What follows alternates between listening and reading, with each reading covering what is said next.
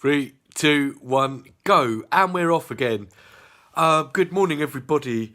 So, bit of news and politics, because we can't really get away from it. Well, news more than politics, but yep, it's virus alert time. So I hope that everyone is good and safe. We could all of us across the universe be at home for an awful lot of time this summer. So all the more reason to batten down the hatches and get some good music in and just sit and listen to music all day. Now, I started this series not really knowing what I was going to do. I just wanted to talk about individual songs. And then I had the idea of doing a special on Now 1, then 2, then 3, then 4. There's 103 or 104 Now albums, and I'm thinking, well, we might have 103 or 104 days of not doing a lot. So maybe it is the perfect time to go through all of these one by one, along with some special song reviews. I've also spoken to a couple of musical friends, artists who've got their own good opinions on music. So we're going to be doing some interviews as well. It won't just be me rambling. I'm going to be speaking to some musicians, getting their special songs and stuff. So we really could take this a long way. Now, as I say, I'm still very much mired in the 80s with this. But if we do stick with this, we're going to come all the way to the present day. So we've got 35 years to cover. It could take a while, but it looks to me like we might well have a while. So as long as we've got internet, as long as my phone doesn't break and my camera, and I can still play music, then bring it on. No, obviously, I don't mean bring on mass panic and apocalypse. I really hope we can solve things quickly, as quick as possible. But anyway, there's a million videos on YouTube all about the coronavirus. The nearest we'll get to be to discussing out here will be when we get to Corona and Baby Baby, the Rhythm of the Night. What we are talking about is A View to a Kill, which is the first song on Now 5. Which is the first Now of 1985. Now, there are only two this year, Now 5 and Now 6. This one came out in the summertime, so I don't think there was the usual Easter Now. I think, if I'm not mistaken, this one came out about July. I could be wrong. It is 35 years ago now. How does it stack up? Well, let's go through the songs. We'll start with this one, A View to a Kill, because in some ways this song was probably the last real high point for Duran Duran's original career, if not their overall career. But they came back with a few comebacks every now and then, some better than others. But I think this was the last of their consistent run of number ones, number twos.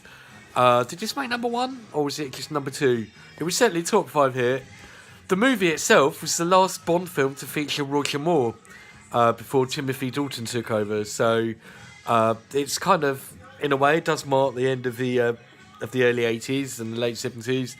And I think what we'll find as we go through 1985, that it was a year of two halves, because Live Aid happened in the middle.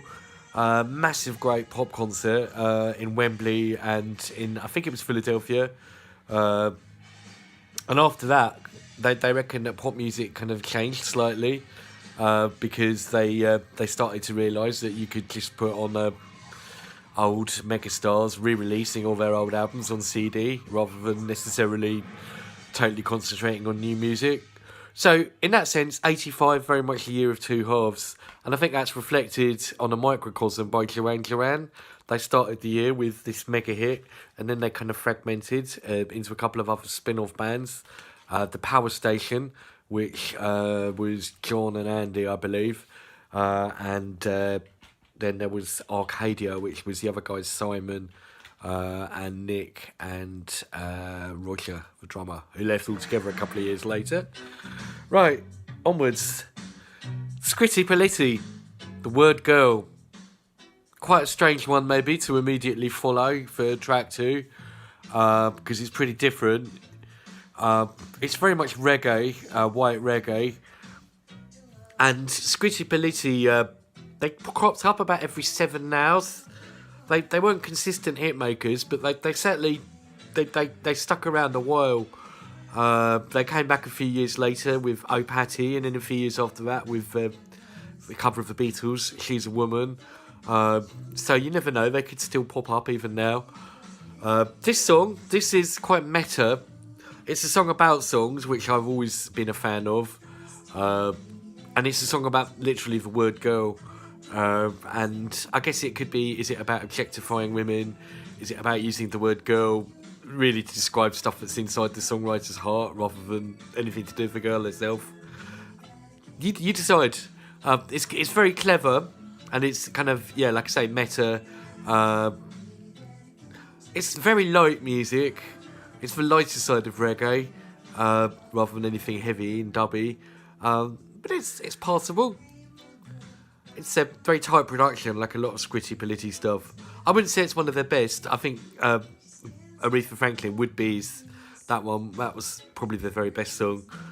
But it's okay. It's got a bit of substance to it, definitely. Right, now, number 3, Axel F, Harold Faltermeyer. This is a song that everyone knows.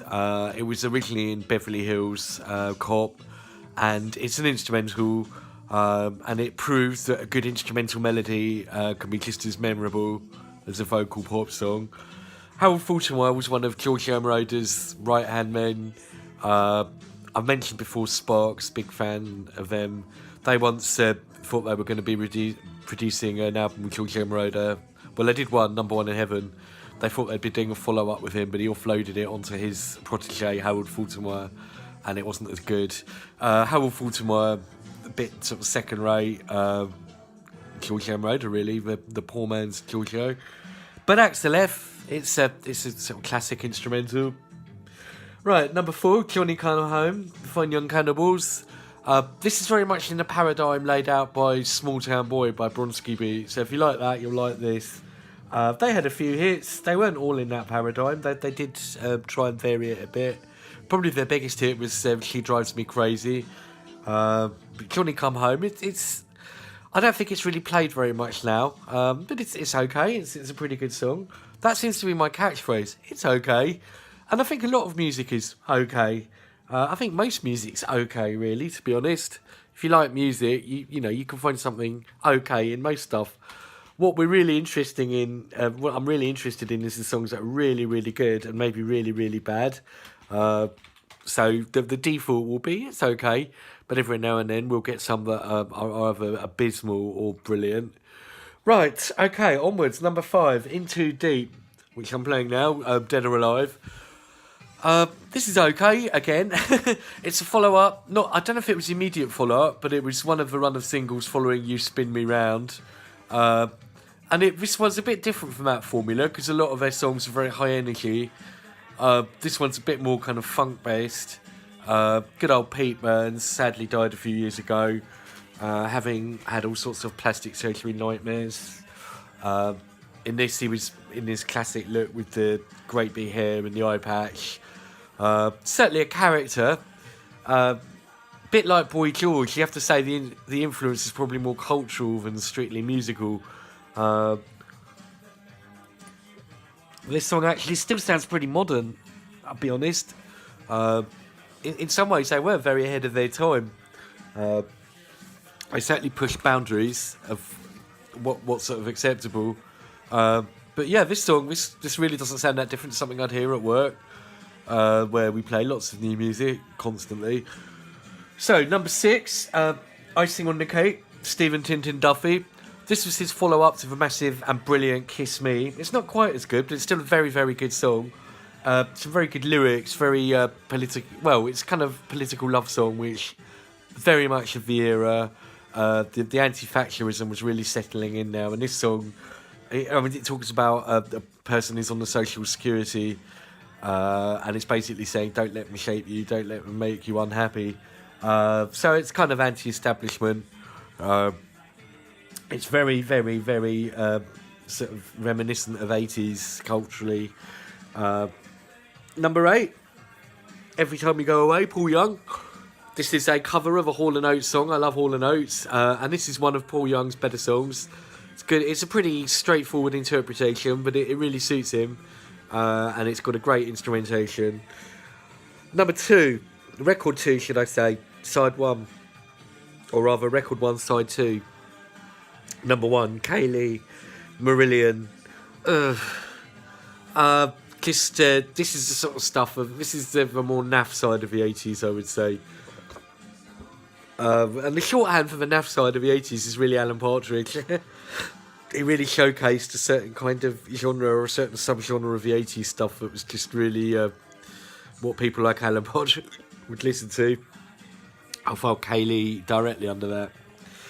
It's just sort of bloated post-prog rock, really, that really had no business existing in the 80s. Right, number 2, on side 2, Slave to Love, Brian Ferry. I'm not really a huge Roxy fan. They get a lot of props. I've never really engaged with them. Slave to Love is a pretty good song, pretty good solo song for Brian Ferry. It's atmospheric, definitely. But I always just feel with his stuff, it's all sort of presentation over substance. It feels very sophisticated, but it also feels a bit kind of Emperor's New Clothes-y. There's not really a lot inside it. I could be wrong, Brian. I could be doing you a big injustice there. Number 3, This Is Not America, David Bowie and the Pat Metheny group. Now this has got substance. This is an underrated song by David Bowie, but I think you'll find this is one of his best 80s songs. It's fairly subdued in tone. It's not as up-tempo and frenzied as maybe, say, Let's Dance or Modern Love. But it's a nice mellow song. Okay, now we've got one of the all-time intros. See if you can guess it. Literally, just from a drum beat. Not that, that's an advert for something. I'm going to give you 2 seconds and see if you can guess what this is. Can we hear that again? You've already got it, of course, because everyone knows it. One of the ultimate rock intros. Hey, hey, hey, hey. Right, now, a bit earlier on, I just mentioned that Harold Faltermeyer used to work for Giorgio Moroder, and that Sparks once did an album with him. Well, Giorgio Moroder's drummer was a guy called Keith Forsey, and he played on those Sparks albums. He played on all Donna Summer stuff. He did the kick drum on I Feel Love, which I've talked about. So, in some sense, he's one of my favourite drummers of all time. He branched out from drumming into production and songwriting. And this is probably, as a songwriter, his biggest song. But he couldn't get anyone to record it. Billy Idol turned it down.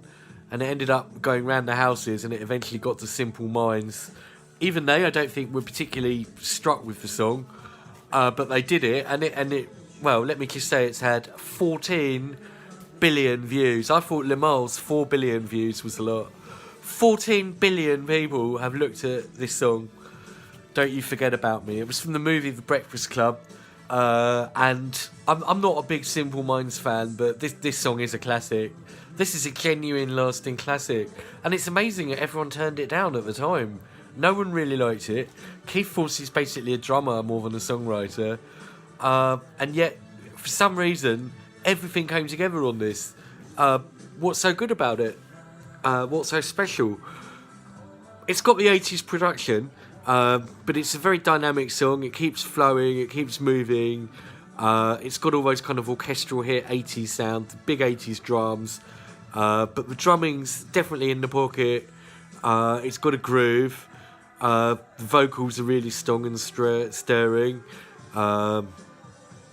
And it's got the bit in the middle where it kind of all quietens down for a bit before those big rattling drums come back. You can dance to it and you can sing along. So yeah, this is really, really probably the absolute acme of 80s pop. Really, really up there at the very top echelons. And this is followed by, I was talking about them earlier, The Power Station, which was a Joanne Joanne spin-off. And Get It On is an old T-Rex song. It's okay, but it really does sound like a load of millionaire rock stars just jamming and just, you know, having fun, I suppose, but not really pushing a boat out. Black Man Ray follows that. China Crisis. It's another of their songs were so very gentle. I don't think they ever really did a hard or heavy or fast song. Their songs were just very, very lightweight. Almost a puff of wind would blow them away. But nice songs. Followed by One More Night, the obligatory Phil Collins number, which is one of his semi-famous songs.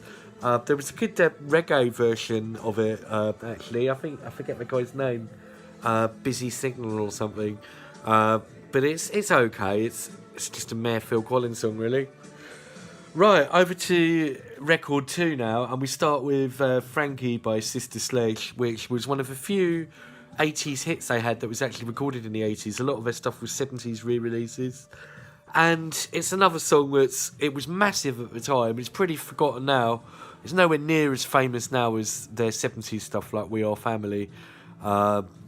It's a kind of post-Motowny again, kind of swingy, doo-woppy sort of song about school romance and stuff.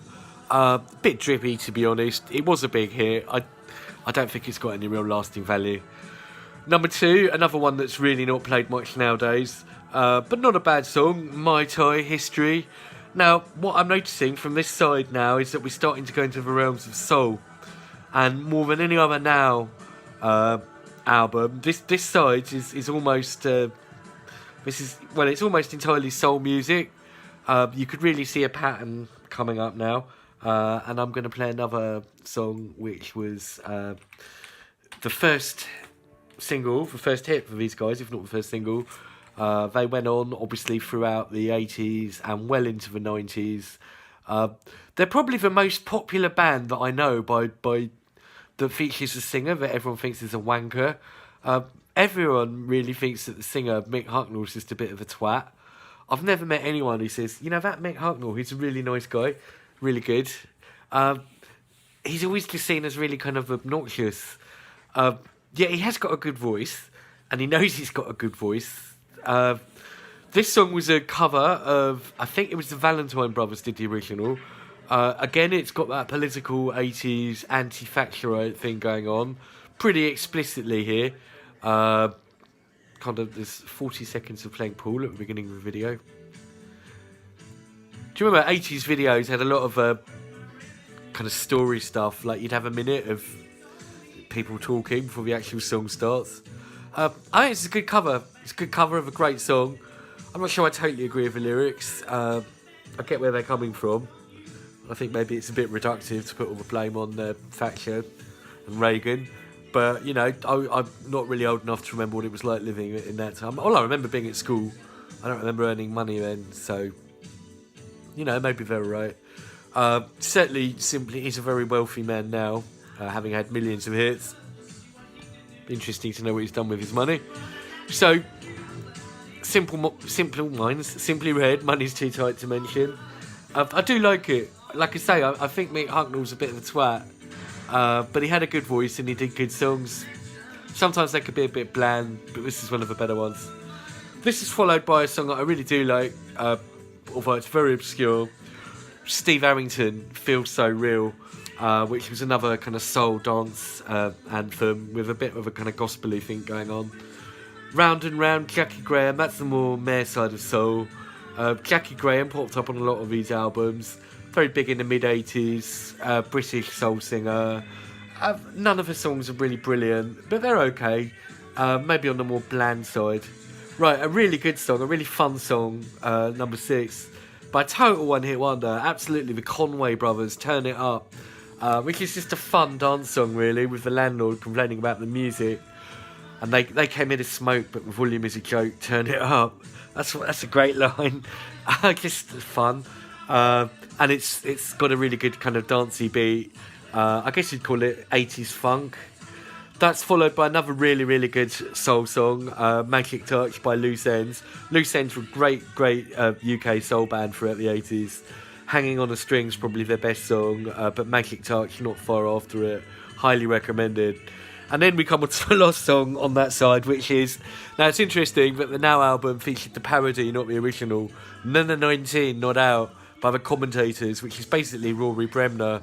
And it's the only song I can think of that namesakes Headingley, which is near where I live, in the lyrics. Yeah, it's a parody of Paul Hardcastle's 19, which had a huge cultural impact that year with the real sort of introduction to the public about sampling and sampling from dialogue from the media and TV.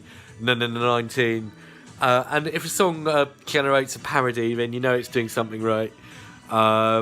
because it shows how it's just become something that everyone's heard of, and everyone will get the joke. And it's also interesting that Rory Bremner, in terms of comedy, just really had a lasting career. Still going today, 80s, 90s, noughties. Just a great satirist and impressionist, and a cricket lover. It's just nice to have a song about cricket in the charts. You don't get that very often. Okay, we're coming on to the final side. I've already been 20 minutes. This might be my longest video yet. We've got another classic from U2, pretty much their best song, I think, even better than Pride. It's the Unforgettable Fire. This is U2 at the absolute top of their game, produced by Brian Eno, album of the same name. They've just got the right amount of atmosphere, oomph, and melody here. Great soaring vocals by Bono. This is followed by Walls Come Tumbling Down by the Style Council, which follows on where Shout to the Top left off. Again, it's another overtly political song. We don't have to take this crap. Public Enemy number 10. It's probably more like the Jam in a way. He's getting back to his punky side, showing people he still hadn't lost it. Because if you remember, I said Style Council generally a bit softer than the Jam. Walls Come Tumbling Down sees a welcome return to the more rebellious side. That's followed by Walking on Sunshine by Katrina and the Waves, which is a wedding classic, always hugely popular in my wedding discos. I don't know if it's still popular. I'd imagine it is. I can't see it really dating. Katrina and the Waves, they did a Eurovision song, so they're not one of the most hit bands ever. Pretty naff, but that song transcends them. It transcends the 80s. Something about it really works. I think it's just a fast beat. It's incredibly danceable and up-tempo. It's got real energy. Energy, they say energy doesn't die, does it? Or it can't be generated, or it just transfers. And I think Walking on Sunshine, that energy just exudes that song. Right, now that's followed by Out in the Fields by Gary Moore and Phil Lynott from Thin Lizzy. That's another energetic song, another political song. It's probably more about Ireland than anything, although it's not overtly so. It's a fairly general song, but it's brilliant actually. It's a really, really good hard rocking song by two great talents. Phil Lynott died actually at the end of 85, so this is one of his last big hits, and it's a great way of sending him off. Followed by The Shadow of Love, The Damned. By this point the Damned were totally gone from the punk thing, and they were more getting into goth, pioneering goth. The Shadow of Love, definitely one of the most gothic songs, and a really good song. Still popular, I think. Life in One Day, Howard Jones.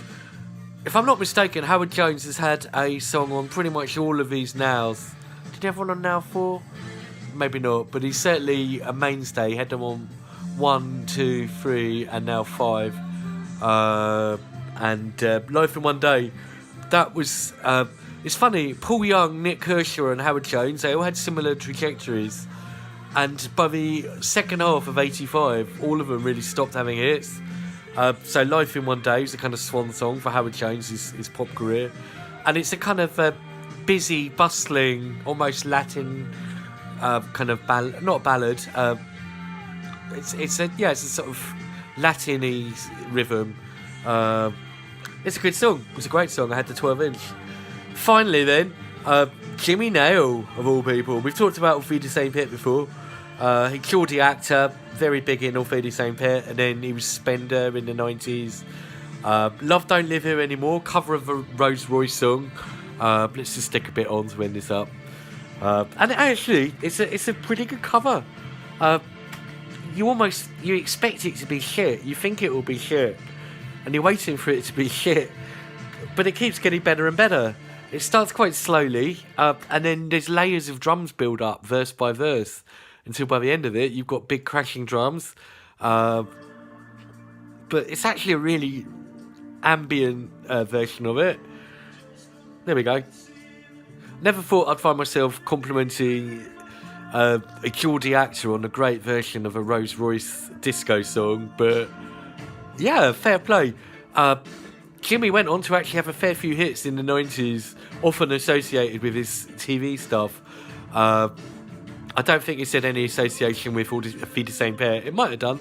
I don't think he was singing in character or anything. So there we go then. Now 5. It's taken me a long time to talk about, which makes me think there must be quite a lot of depth to this album. It's funny, before I did this video I was thinking, you know, what am I going to talk about here? It's quite bland. But looking actually, when we go through it, there is a lot of depth to a lot of these songs. I don't think it's kind of sequenced quite as well as maybe Now 3 or Now 4. I think it's a bit scatty. Now 3, side 3 is very good for the soul side. There's a kind of some political songs and some kind of rocky songs, mixed with some pure pop. It really, I think it shows the absolute mid-80s sound. The songs on here that we'd still listen to today, that we still know. I think A View to a Kill's got that kind of timeless Bond aesthetic, which transcends normal decades. Bond music has its own sound, and that's very much a worthy addition to the Bond canon. Axel F, I think, culturally, everyone knows the actual song, so that's transcended its time. Then there's a lot that haven't. Then Don't You Forget About Me, that's still a massive song. That song, I mean, however many billions of views says it all. What else? The soul ones on side 3 are good, but I don't think they're really played anymore. Rory Bremner, obviously, comedy. Highly recommended as a comedian and impressionist. U2, The Unforgettable Fire, that's, I think a lot of people would say that's their best song. Walking on Sunshine, I think it's a wedding disco classic, definitely. So, about 6 real classics on there. Any stinkers? Kayleigh by Marillion, I think, is probably my worst song on here. Did I even talk about Cherish, Kool and the Gang? I missed that one out, I think. That was on side 1, 7. And it's a big drippy ballad. And it's for Kool and the Gang, you associate with funk and disco. It's a more gentle song. Maybe a bit syrupy, maybe highly syrupy, but it's nice. Sorry, I just forgot to go do that when we went through it. Now 5 then. So let me know what you think. I'm fascinated to hear your thoughts on it. Thank you very much, everyone.